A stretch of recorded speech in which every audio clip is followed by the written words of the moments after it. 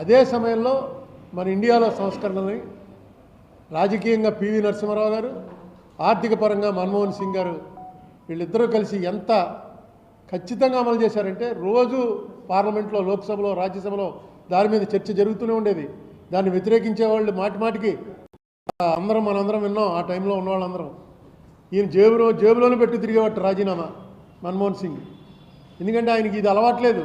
ఇలా నిలదీసి నువ్వు ఇంత సర్వనాశనం చేసావు, నీ అంత దేశద్రోహి ఎవడో లేడు, ఇలా మాట్లాడే అలవాట్లేదు అతనికి. సింపుల్ లివింగ్, చాలా మామూలు మనిషి.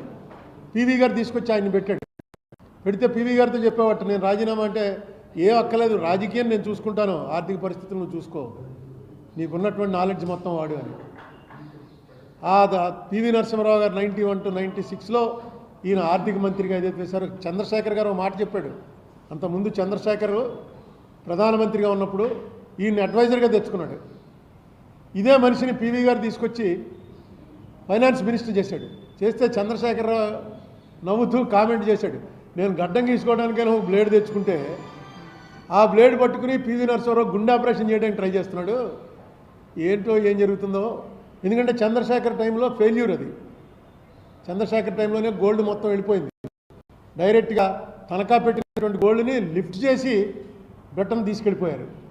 అలాంటి ఆర్థిక పరిస్థితుల్లో ఈ దేశం పివి చేతిలోకి వస్తే సమర్థుడైనటువంటి వ్యక్తి చేతిలో పెట్టాడైనా. తర్వాత 10 ఏళ్ళు ప్రధానమంత్రిగా పనిచేసినప్పుడు కూడా మన్మోహన్